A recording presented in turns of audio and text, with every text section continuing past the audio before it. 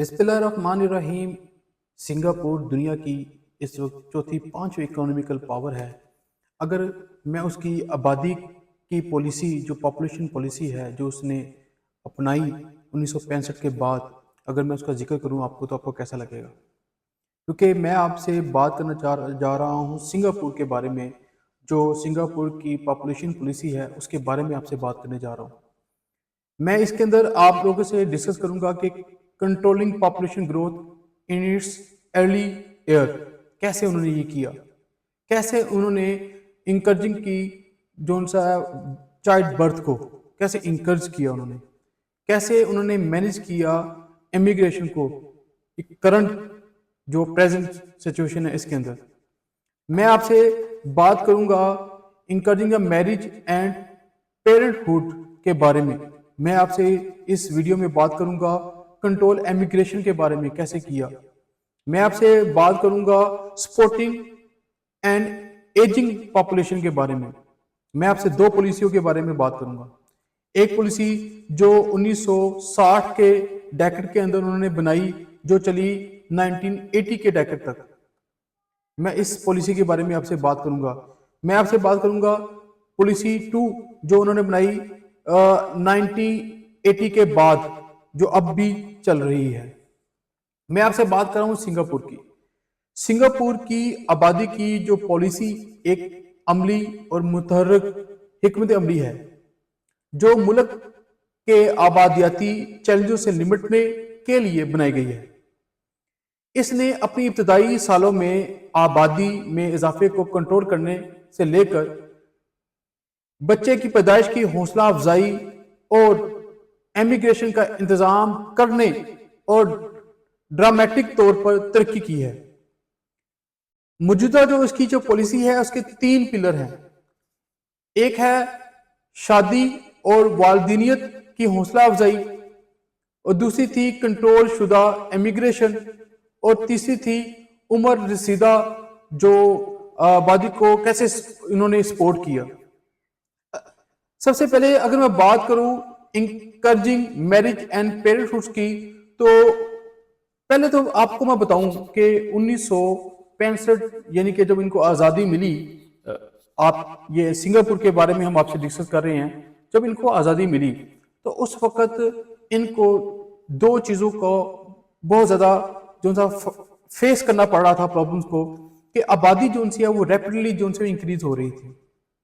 انہوں نے ایک پالیسی بنائی، اس پالیسی کے اندر کیا کیا انہوں نے جو پالیسی بنائی جو اس کے اندر سلوگن تھا سٹاپ ایٹ 2، یعنی کہ آپ یہاں پر رک جائیں، 2 سے زیادہ نہیں چلیں گے۔ یہ انہوں نے پالیسی بنائی۔ یہ پالیسی کیوں بنائی؟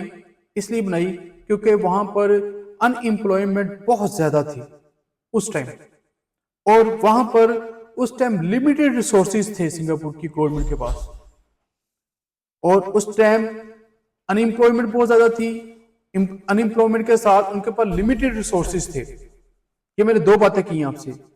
تیسری بات میں نے جو آپ سے کی ہے وہ یہ ہے کہ ان کے پاس جو ریپڈ پاپولیشن گروتھ ہو رہی تھی، اس کے اندر ان کو بہت زیادہ اکنامک جو ہے ڈیولپمنٹ کے اوپر بہت زیادہ ان کو رکاوٹ فیس کرنی پڑ رہی تھی، یعنی کہ جو اکنامک ڈیولپمنٹ تھی اس کے اندر بہت زیادہ پرابلم فیس کرنی پڑ رہی تھی، اور انفراسٹرکچر پر بھی برڈن جو ہے وہ دن بدن بڑھتا جا رہا تھا۔ اس لیے سنگاپور نے یہ پالیسی بنائی سٹاپ ایٹ 2، یعنی 2 سے زیادہ بچے نہیں ہوں گے۔ پھر انہوں نے اس کو امپلیمنٹ بھی کروایا، مختلف طریقے سے انہوں نے پھر اس کو امپلیمنٹ کروایا۔ اب انہوں نے دیکھا کہ یہ جو پالیسی ہے سٹاپ ایٹ 2 یہ کامیاب ہو گئی ہے، اور لیکن اب جو بچوں کی جو پیدائش ہے وہ بہت زیادہ کم ہوتی جا رہی ہے۔ اب ان کو خوف ہوا کہ اب ہمیں کوئی آلٹرنیٹیو پالیسی بنانی چاہیے جس سے بچوں کی پیدائش میں اضافہ ہو۔ لیکن یہ کام انہوں نے کب کیا؟ 1980 کے ڈیکڈ کے بعد انہوں نے پھر ایک پالیسی بنائی، جس پالیسی کے بارے میں انہوں نے باقاعدہ طور پر کہا have 3 or more if you can afford، یعنی کہ پہلی پالیسی بنائی سٹاپ ایٹ 2، دوسری پالیسی بنائی کہ جو جتنے افورڈ کر سکتا ہے وہ اتنے بچے پیدا کرے۔ پھر یہ پالیسی بھی ان کی کامیاب ہوئی۔ پھر حوصلہ افزائی کے لیے انہوں نے جو میٹرنٹی لیو تھی اس کو 16 ویک کر دیا. یہ پریزنٹ میں کرنٹ سینیریو بتا رہا ہوں آپ سے. پھر انہوں نے پیرنٹی لیو کو 2 ویک کر دیا. پھر چائلڈ کیئر لیو انہوں نے کہا کہ یہ پیڈ لیو ہوگی کہ جو بھی چھٹی کرے گا.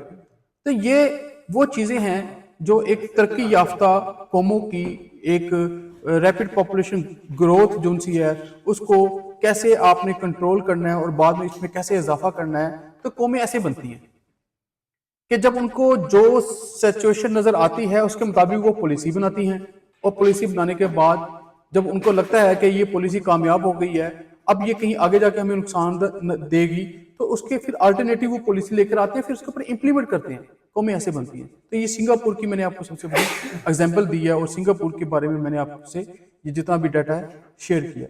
تو لازمی اس کو آپ شیئر کیجئے اس ویڈیو کو, اور تاکہ ہمیں بھی چاہیے کہ ہم بھی کوئی پالیسی اس طریقے سے بنائیں اور ملک پہ امپلیمنٹ کریں, کیونکہ میں پاکستانی ہوں اور پاکستان کو ترقی دیکھتا ہوا, خوشحال دیکھتا ہوا ہمیشہ خوش ہوں گا, اور ہر پاکستانی خوش ہوگا.